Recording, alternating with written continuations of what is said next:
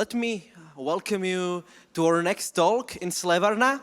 And I'm really happy that I can introduce our next speaker, Max Hillebrand. I hope I pronounced it correctly. Okay, great. And I'm really glad that I can introduce Max here because Max is my good friend.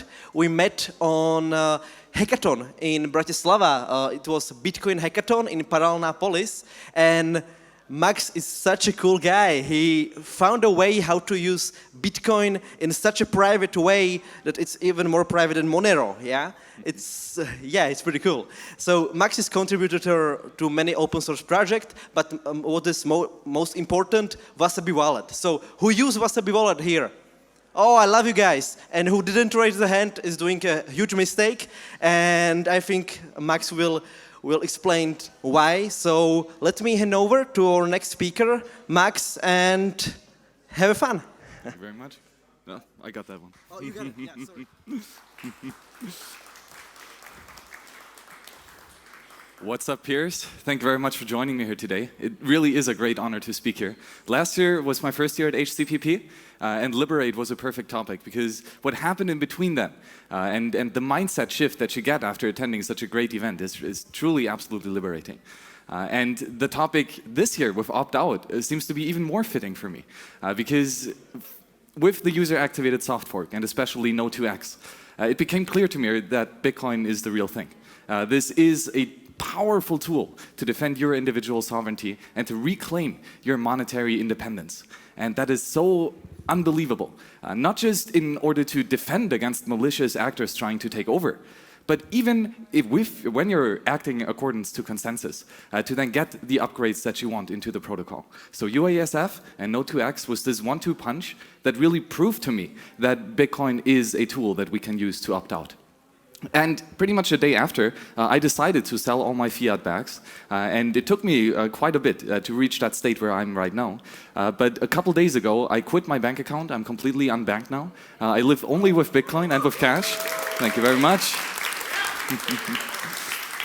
And you know, it's not just that you have Bitcoin, that you hold it, but even more important is that you contribute to this open source ecosystem. And so when you are at that point where you can actually earn Satoshis by providing a valuable service to other peers in your network, in your local Agora, that is absolutely powerful. And then especially when you use these earned Satoshis and you spend them again on the goods and services that you would like to consume or that you need in order to produce something for your clients. So we are at this point where we truly have this opportunity to opt out, to be unbanked and to say fuck you to the fiat system of slavery and to live in a voluntary agora.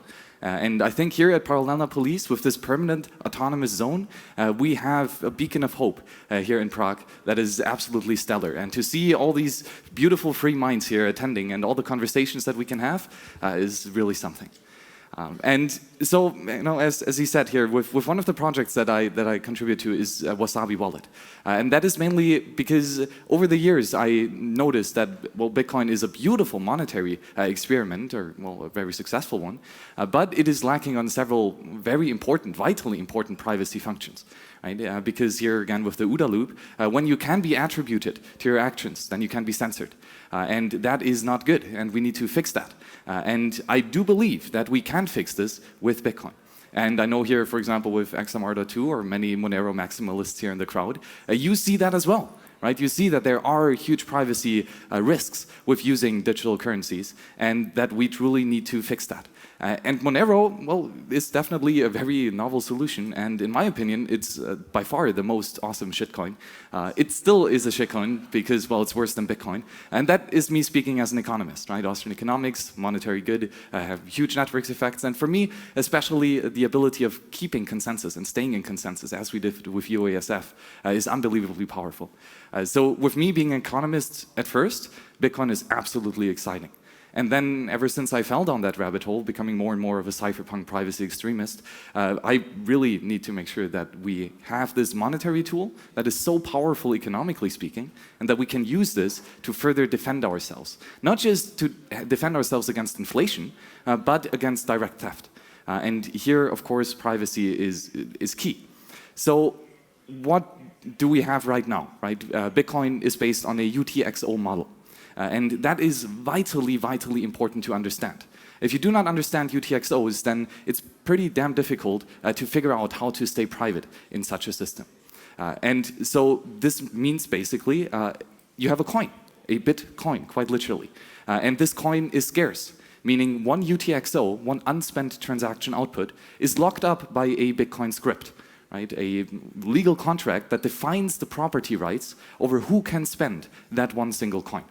And in most cases, that is simply a public key, right? A huge random or large number that has been derived from the private key over the elliptical curve magic. And with this commitment on who can spend that key, only he who has the knowledge of the private key and can prove that knowledge with a valid cryptographic signature. And this signature part has to be added to the transaction, right? So you have the input, which coin is being spent, and then you have a proof over the person trying to spend that coin, does he actually have knowledge of the private key? And if yes, then this is a spendable output, a spendable input of this transaction. And then the next question is, what to do with that money, right? If you have, let's say, 5 million Satoshis in that UTXO, what happens now? Like, the one individual who was able to spend it with knowledge of the private key did spend it, but who's the next one who can spend it, right? And that is the output of the transaction. And here we can have several, right? We can have, let's say, one output that goes to Alice's public key, another output that goes to Bob's public key, and we can have even more elaborate scripts, for example, multi-signatures, or maybe time locks, right? There are many ways that we can define the Bitcoin scripting property rights rule in order to, well, again, define who can spend that new output. And this is basically how the UTXO stat model works. You can spend the entire coin, and only the entire coin, right? Now, it's not an account-based model, like other shitcoins, like Ethereum, for example. By the way, horrible for privacy. And then, you spend the entire coin, and you create new outputs that commit to who can spend that coin, right? And let's say for the very basics, most of the time, we have one input, right, that has one public key committed, and that has the signature or the witness program that proves that you can spend that coin. And then we have another output that is, again, one single public key. And only the person with knowledge of the private key can spend that coin. And in this very basic model, we could say that inputs pay outputs, right? And that is usually how we think of with Bitcoin transactions. You have a coin, you sign your transaction, and then you pay someone else. Maybe you get some change back in a new UTXO. Well, that is true for most cases, but that's not actually how it has to be, right? And I would say that this assumption that inputs pay outputs is one of the most devastating privacy leaks that we have. Right? If I have, again, 5 million Satoshi UTXO, and I pay you for the coffee, and I get my change back, there's a clear transaction history that I gave you some money. Right? And that is attribution to an act. And it's very clear, it's very transparent, and everyone verifies it. Literally everyone. I mean, if you're running a full node, by the way, who here is running a full node? Oh, fantastic. The follow-up question, who here is running a nodl specifically? Okay, couple. Okay, that's good. The tribe is growing. Then, everyone here is verifying that the witness program is correct and that the input is actually unspent, and then that the output here is set as well. So this is a full attribution of pretty much the entire economic transaction. And we can kind of obfuscate that with something, for example, like a coin join. And what happens here, there are many different nuances in the implementation. And for example, Wasabi Wallet has one type of these implementation of a zero-link coin join, a Chaumian coin join. And here we collect several inputs by many different individual peers in one giant transaction. And then we have the outputs of these giant transactions with many hundreds of inputs. Then we generate equal value outputs, right? And these equal value outputs are, again, to the public key of the individual who has also provided the input, right? So basically, you send money to yourself, right? You have the input, and you join your coin, quite literally, with all the many other peers in that transaction. And then you generate, in that huge transactions with many, many outputs, one output that, again, belongs to you. And with this, all of a sudden, it's no longer clear exactly which input pays which output, right? because we have many inputs and many outputs, and especially when they are with equal denominations on the output side, it becomes very, very difficult to link these inputs to outputs. Who pays whom? And that is already a fantastic privacy improvement, because now the attribution over who pays whom does no longer exist, or at least to a much more obfuscated way. Right? There are, of course, as always, user errors that you can do that can lead to your de-anonymization, where you can then figure out this was your output, or your UTXO before the coin join, and here after the coin join, this is yours again. For example, if you consolidate a lot of these UTXOs of your coin join. And this is one very powerful technique, and we've been doing coin joins since, what, 2012, 13 probably? And we've gone better and better and better, and for example, with the Chaumian coin joins, we have great privacy improvements in a way that you don't even have to trust the central coordinator of such a huge coin join transaction. Which is awesome, because then this individual who does, or company, who does this coordination of the coin joins cannot steal and cannot spy from you. Right? Because he does not know your extended public key, he cannot link your inputs to outputs, and with a bunch of Schnorr blind signature happening here as well. And again, that would be Wasabi Wallet. A bunch more information on that is at docs.wasabiwallet.io. But that is not necessarily the part of this talk here today. Because somewhat of a problem, or the downside of having coin joins, is that you have inputs and the outputs. And you still have one individual paying either himself, in the way that it is set up right now, or we can use some more communication magic, where Alice pays Bob. It's still, though, that the inputs pay the outputs of that one transaction. So here you still know that when Alice is registering her coins in the input section of the CoinJoin transaction, that she does something with these outputs, and most likely they go back to her. Right? So this still decreases our anonymity set, and it locks us within this one transaction. Right? And I think that we can do much better. And we can do so with something called atomic swaps. Now, when I say atomic swaps, most of me look at it's like, oh, shitcoin gambling, right? You change your precious Bitcoin and you get some other random stuff on some other chain. And it's atomically, so nobody can steal from you. Yeah, I mean, cool. That is very nice and novel feature. But honestly, I really don't care much about shitcoins. I really care about my privacy of my satoshis. And so instead of swapping Bitcoin for shitcoins, what we are swapping is one Bitcoin UTXO for another Bitcoin UTXO. And not within the same transaction, but within different transactions in the time chain. Or, well, after a long conversation with Peter Todd, I should actually say time-space chain, but that's a complete other whole thing. There is a World Crypto Network interview with Peter that we did downstairs in the fishbowl, where we talked a lot about the time-space chain. It definitely is something, so check that out. So the cool thing, though, with atomic swaps here is that we fundamentally break the assumption of chain anal spies that inputs pay outputs. And that is a very major assumption that we are currently all making. And the way that we do it is actually quite novel. Or let's say we can do this stuff already with something called hashed time-locked contracts. Any of you running a Lightning Network node? Fantastic. Then all of you are using hash time lock contracts already to route your payments throughout the Lightning Network.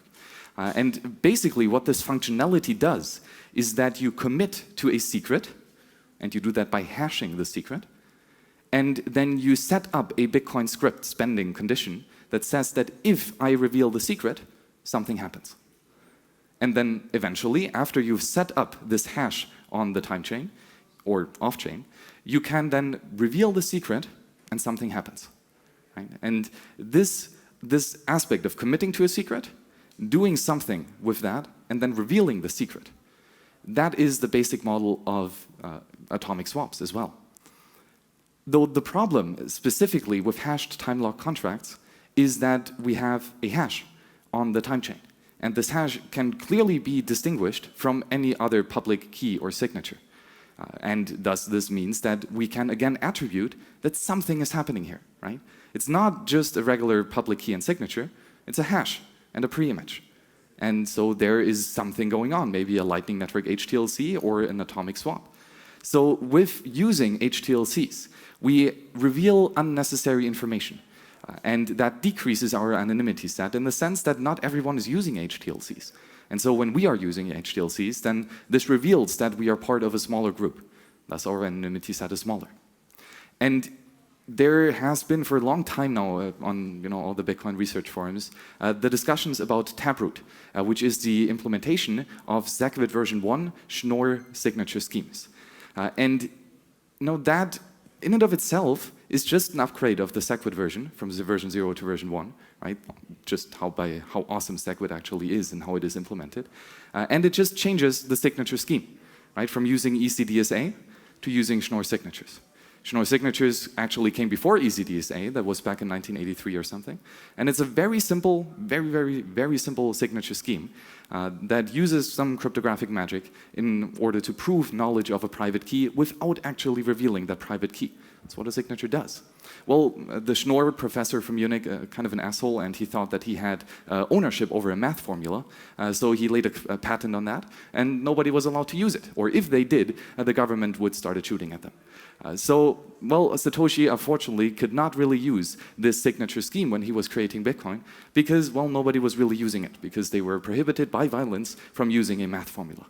Now that the patent is expired, the Schnorr asshole is still around, but at least he no longer can enforce his claims. Then now we can use this actually to build a more robust system with the signature scheme. So not only do we have cryptographic proof that the signature scheme actually works and that it is in the discrete log realm, which we do not have a beautiful proof for ECDSA actually, so we have more risk with ECDSA. But even more than just having a nice proof that this is secure, is that Schnorr signatures are linear and that we can do a bunch of awesome stuff because they are just so much simpler. It's a simpler Lego block and we can build more awesome things with simple tools, right? Keep it simple, stupid. And this means that we can do, for example, multi-signatures, not in a way of using the Bitcoin peers to verify that here are 3 public keys and you need 2 signatures of either of these 3 public keys in order to spend that coin. That is how current multi-signatures work. With Schnorr, we can actually aggregate 3 public keys into 1 public key with some cryptographic magic. And then you can only provide a valid signature to this aggregated public key if you aggregate 2 out of 3 individual signatures of the individual private keys. So we no longer have 3 public keys, but we aggregate them to 1. And we no longer have 2 signatures, but we also aggregate them to 1. So all of a sudden, it looks like 1 single public key, 1 single signature. And again, we would assume that this is just Alice spending her single key coin. However, actually, it's Alice, Bob, and Charlie collaborating together to spend that money for something. And this, again, removes unnecessary information. Right? We don't need to know who is actually signing these transactions. As long as the signature is valid, everything is fine. That's all the full node verifies. And with Music, this is just one of the awesome things that we can do with Taproot. And that is awesome. I wrote my bachelor thesis about this. But what I think is infinitely more awesome is something called adaptor signatures that utilizes scriptless script, as is in the title. And what is a script? Well, again, it is a specific set of Bitcoin code that defines the property rights of ownership of a UTXO. And with a scriptless script, we can have some functionalities of scripts without actually utilizing a script. So we're not using, for example, a script of a hash time lock contract. We only use public keys and signatures, but we can have the same effect as an HTLC has. We commit to a secret, we do something with that commitment, and then we reveal the secret and something happens. It's the exact same formula as we already use, again, in Lightning or for atomic swaps already, but in a way that it is indistinguishable from utilizing a regular public key and signature, just by Alice spending her coin on her own. And it's also indistinguishable from Alice, Bob, and Charlie spending their coin together in a 2 of 3 Music. And now, what can we do when we all of a sudden can commit to a secret, do something with that commitment, reveal the secret, and do something with that revelation, without anyone knowing that this is actually happening?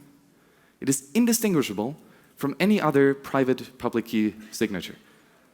So, with this basically, we have a situation where Alice owns a Bitcoin UTXO.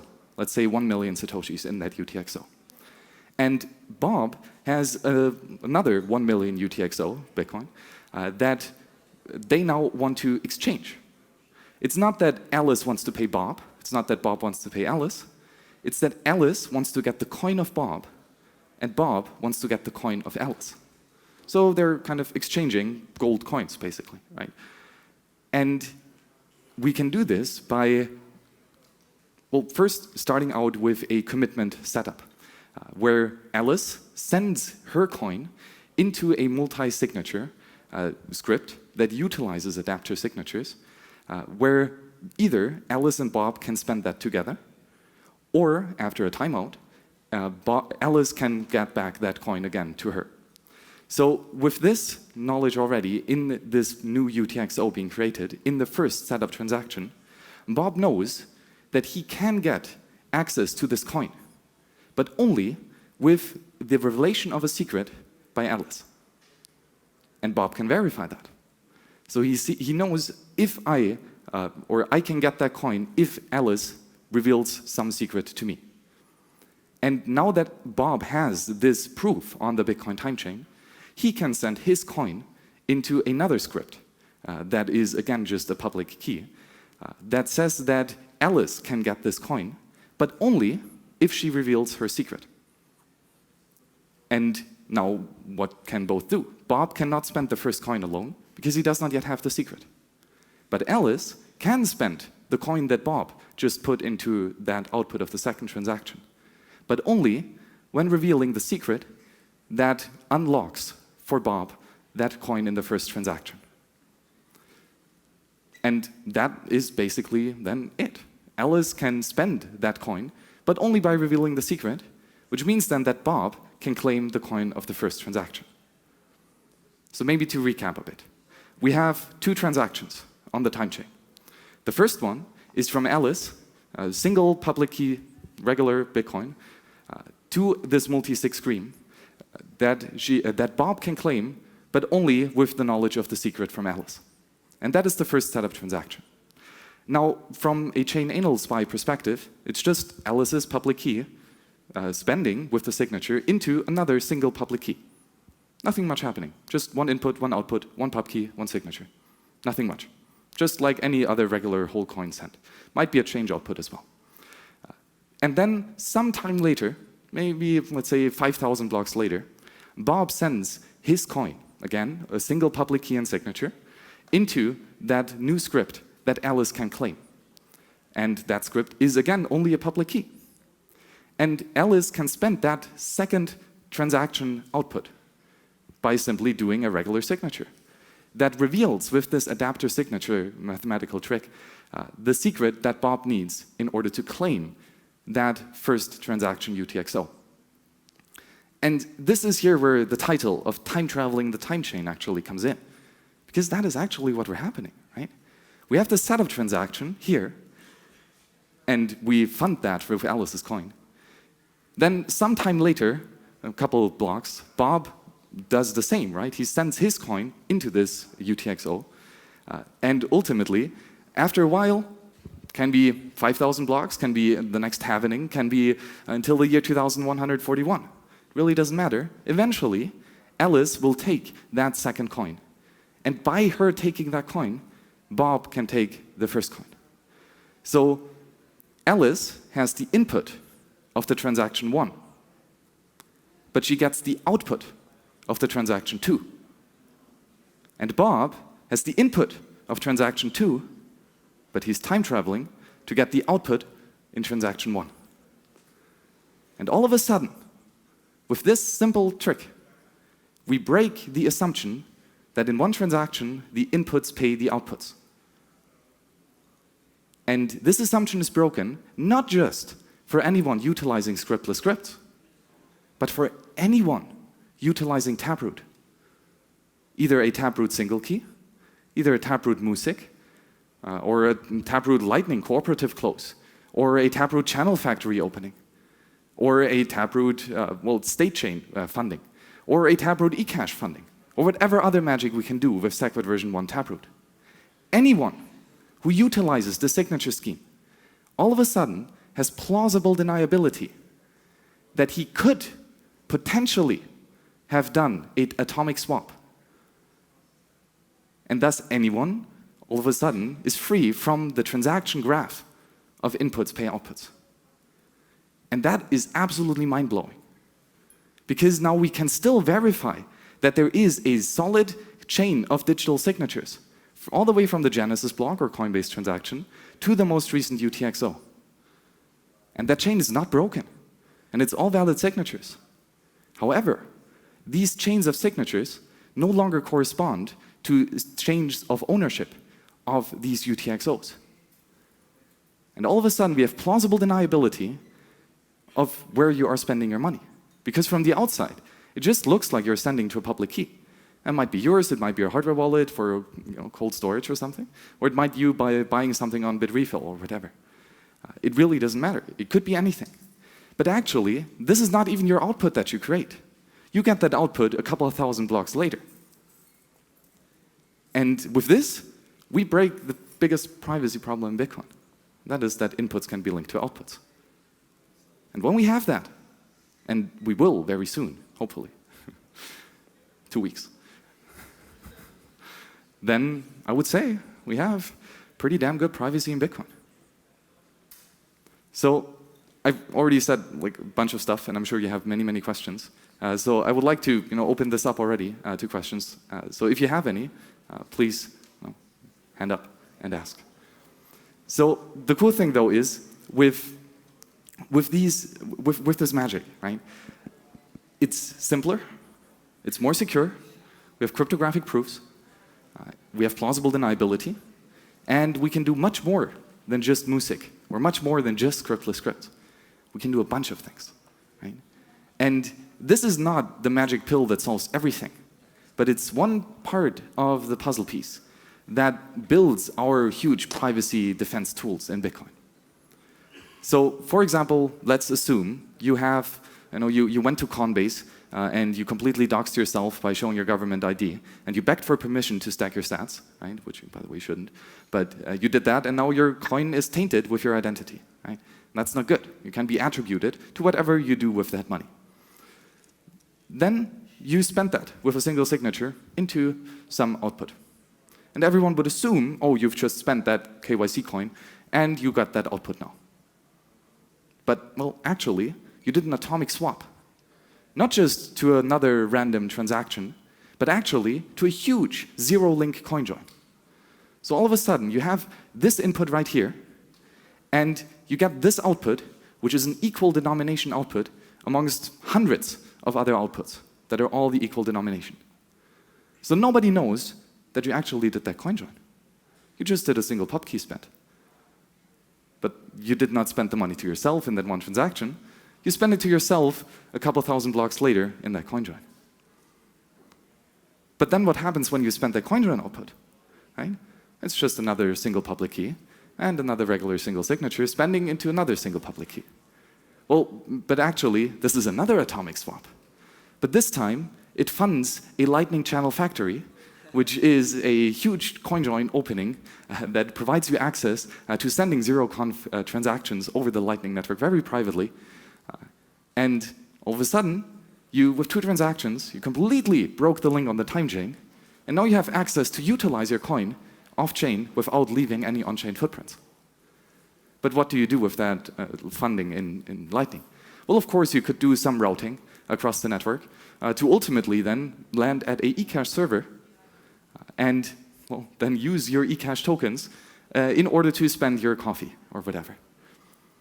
And you do that all without revealing that you actually did it. And there's no attribution that you use a coin join, that you are funding that Lightning Channel factory, or that you are sending to that eCash server. All these assumptions are broken, completely obliterated. And nobody from the outset can attribute these actions to you. Questions so far? Still none? Okay, I can give you a microphone if you have a question.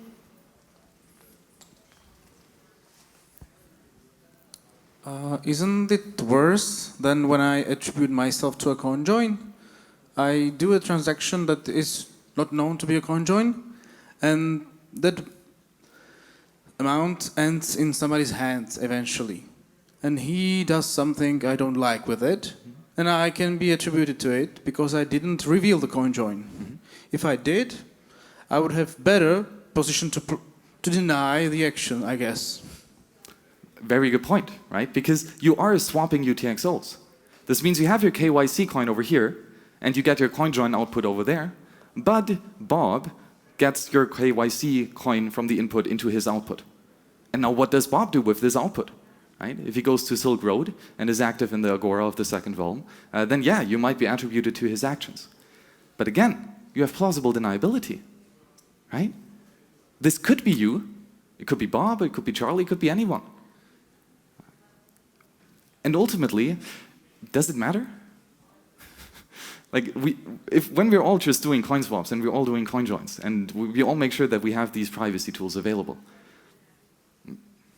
it's pretty over.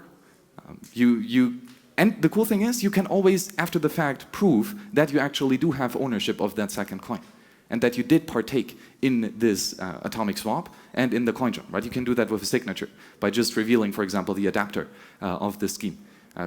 Just a random number that you have to leak. You can always do that. You can always claim ownership, and you can always voluntarily opt in to be attributed to this transaction. You know, for example, if Bob goes to Silk Road. But if you don't want to, you don't have to.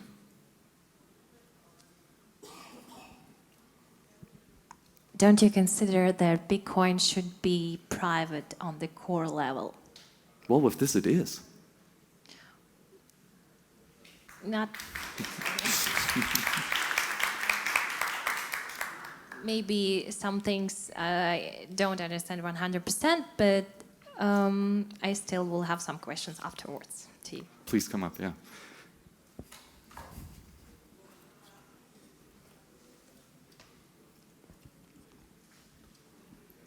So what needs to be changed in Bitcoin to make this possible, and how likely is it to change in your opinion? Very good question. This is all included in the Taproot SegWit version 1 soft fork proposal. So BIP Taproot defines how exactly we can use these adapter signatures and other tricks to hide a lot of information in one single public key that is indistinguishable from any other regular single public key of Schnorr. Then we have tab script, which defines a new scripting logic that utilizes these cryptographic tricks. And then we have the BIP Schnorr. And this just defines how we use the Schnorr signature scheme and what exact math formula that is. So these are 3 BIPs authored by Peter Woolley and a bunch of other awesome contributors. And we all get that with the Taproot soft fork. Now, how will that look? Well, since I'm the CEO of Bitcoin, and I can clearly tell you that, and the roadmap is 2 weeks. I mean, pretty much everyone who's interested in this sees that Taproot is a all-net benefit improvement to Bitcoin. So it should not be controversial, but so it should have been SegWit. And we fought many years of war in order to get that activated. This brings unbelievable privacy tools to Bitcoin. There are many individuals who do not want you to have privacy. And there will be many individuals who do everything that they possibly can to block that activation of this powerful tool.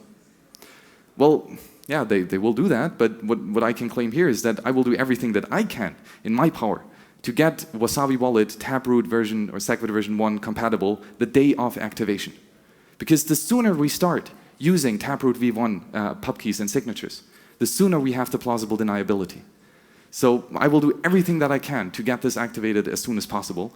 I for sure will run the code on my own full node, of course after I've verified it. And when? Well, 2 weeks. How? I don't know. Maybe another UASF? I mean, this time there's no ASIC boost stuff, so miners hopefully don't bother about that so much. There were other soft forks already in Bitcoin that were not as controversial as SegWit was. So we'll see. I don't even think that there is yet discussions on how exactly it should be activated. But it will be a soft fork. It is backwards compatible. It is on the code base rather simple because it's just an incremental update of the SegWit versioning program from version 0 which is currently just the regular SegWit that we use now with ECDSA, to version 1, which will be Taproot. And because just the way that SegWit is designed, this is rather easy to do. Again, nothing in Bitcoin really is easy. I'm not sure if I understood everything that you said, but does that impact the way that you back up something? So like, for example, in the normal assumption that outputs pay inputs, you have an HD wallet that the master private key just generates all the other stuff. Do you need to keep track also of all the pre-images, or are they generated by the master? Well, that's a very good question. I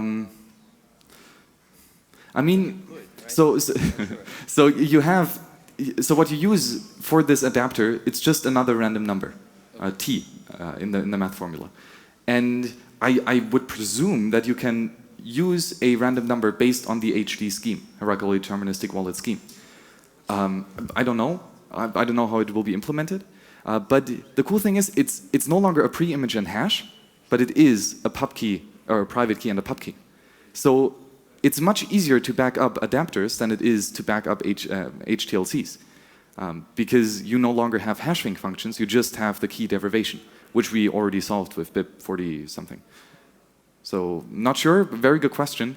And the thing is, when you have all your private keys, you can easily check which public keys transactions are included. So you see, okay, in this transaction I have my input, and you see that in this transaction the output has my pub key. So you can still prune your full node to check which transactions are yours. But for the backup, I guess it can be done in HD wallet style. Okay, so does this mean that the Zuko Wilcox we have to buy again on the budget angel again in the supermarkets?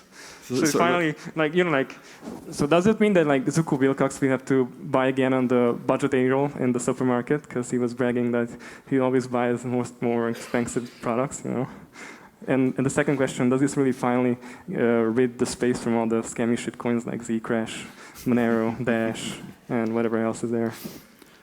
Well, to the second question, it's more a monetary phenomena, right? Media of exchange is a non-zero-sum game. So the one with the largest network effect is the winning one, and all the others are losing, game theoretically. So I would believe that there is a tendency towards one single media of exchange that is the most liquid good on the market. And I presumably, as an economist, would say that it's more important to have economic reliability than to have privacy in order to be the most liquid media of exchange. So for me, I'm an economist first, privacy extremist second. And with this, I would tend to say that Taproot and all the other magic tools that we can use give us sufficient enough privacy while still retaining our unbelievable economic soundness of the base monetary protocol. So I would say that something like this is a net win-win. Though ultimately, this is pure anarchy and money. We have Hillebrand open source code running on your own full node. What you run on your own full node is absolutely up to you. And you're an individual with your own unique preferences, and you will run whatever software you choose. So there will not be everyone using Bitcoin. I doubt that. I don't think that it would be good to be at that stage. But ultimately, you always have the choice to use Bitcoin. And now you have the choice to use Bitcoin unbelievably private.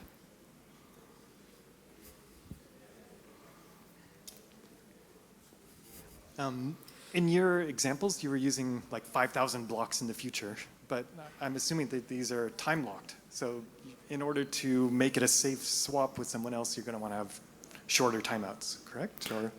Yeah, very, very good observation. You always have pre-signed timeout transactions, similar as you do with HTLCs in Lightning Network. And with these, it's a unique trade-off here, because the longer the time lock, the more plausible deniability you have. Right? Because if you say, okay, here's my input, and two blocks later, I get my output, then your plausible deniability is rather small. But if it's one halvening, right, then there are many, many billions of transactions happening that all could be potentially yours. So this is trade-offs. It's an implementation choice. Hopefully, we will see many wallets utilizing these schemes so that we can experiment which ones are good. And ultimately, it's user choice. Right? Maybe you just want to do a swap, maybe even within the same block. You could do that too. And it depends. Do you think that can also be used for doing financial contracts on top of Bitcoin? Oh yes, Like a rainbow or discrete law contract or something like that? Precisely. Discrete log contracts is another awesome thing that we can do with Schnorr. We can do, I mean, most of this we can do with ECDS A2, but it's just a hack, because ECDS A is a hack around the Schnorr patent, and Schnorr just makes everything so much simpler. So yes, we can do that already with outpoints, I think, is it called in ECDS A? But with adapter signatures, we can do discrete log contracts and all this that provide a lot of awesome stuff. Yuri, the dude who talked before me, he is actually working on a discrete log system that is very awesome. And that gets a lot easier with Schnorr and Taproot. So we can utilize it, yes. And, scriptability. Yeah, I had a question, what Martin Habovšek mentioned me, and that with Schnorr signatures, that when we can aggregate signatures, it's much easier to verify them. So the aggregated transactions are actually cheaper. Mm-hmm. So the fees will be lower when I'm going to do, for example, CoinJoin, which can be pretty expensive now. So actually, it will be more expensive to not be anonymous. Mm-hmm. Am I right? Yes. So okay, Schnorr is a huge topic, yeah, and that's why I always speak of Taproot, because Taproot includes, for example, Music, and Music does public key aggregation and signature aggregation, but with communication. I think there are 3 rounds of communication in order to generate the pub key and the aggregated signature, and we can do that already. That is Music, and that. It's much more efficient to verify 1 pub key and signature than it is to verify 2 of 3 pub keys and signatures with the current multi-sig script. That is actually very inefficient to verify. So that, yes, but what you're saying with coin, and another thing is that if we have 1 block and that block contains many individual Taproot pub keys and Taproot signatures, then we can do batch verification. So I'm not exactly sure how the magic works, but we add up all the pub keys, which are just random numbers. We add up all the signatures, which are just random numbers. And then we do 1 pub key signature verification for that 1 aggregated. But that is not happening on the time chain. That is happening on your full node verifying the time chain. So you're more efficient at verifying blocks that use Taproot. And then what you say with coin joins, that will not be included in the Taproot upgrade. Because that is not just by communication or bidirectional communication pub key and signature aggregation. This is actually something called cross-input signature aggregation. So you have many different inputs with each spending their unique outpoint, and then you aggregate them all together. You aggregate the signature of each of these hundreds of inputs together to 1 single aggregated signature. And that single aggregated signature then is put into the block of the time chain. So this is a much more broad change, because we would have to introduce new fields on the block headers, and it would change a lot of other stuff in consensus. So it will take much more than 2 weeks to get that implemented. I think it's possible with a soft fork, but it will be a very massive change. And that's the cool thing with Taproot. It's not a big change at all. It's just SegWit version 1. From version 0 to version 1, there's almost no consensus change here. It doesn't barely touch any consensus code. But with cross-input signature aggregation, that is a lot. But what we can do then, for example, Wasabi does coin joins with anonymity set 100 for denomination 0.1, 0.2, 0.4, 0.8. So there are many hundreds of inputs and many hundreds of outputs. And because a zero-link CoinJoin is already communicated amongst all these hundreds of peers, we already have many rounds of communication. So then we could, when we have this, communicate 1 extra step so that every peer of that transaction signs the transaction, and then the coordinator aggregates all these signatures. So we have 500 inputs in the transaction, but 1 signature. And the fee for that 1 signature is paid per byte, but all of a sudden we have 500 inputs paying the fee of 1 signature. And this is, for every single input, much cheaper than to pay for the entire signature of that 1 input. So in this case, yes, by default, it is the most private to do coin joins with giant anonymity set. So that will be a massive win for privacy, but more than 2 weeks. Okay, thank you. Thank you, Max, and thank you guys for your questions, but I'm sorry, but we don't have time for more, so... May I, yeah? one more thing. Like, all this magic, I can barely understand it and wrap my head around it. If you have questions, there is the unbelievably well-documented Elements project that is written by Jonas Nick, who is an absolute hero of Bitcoin privacy and Bitcoin development in general, as well as Andrew Polstra. And so on the Elements project on GitHub, there is a scriptless script repository that has a markdown file with a bunch of different written documentation on the concept of all this. And read that. That is all the math magic is happening in here. And thank you, Jonas, for answering all my many hundred questions. He really is awesome. So thank you to all the Bitcoin privacy researchers and developers. And thank you for listening. Thank you, Max.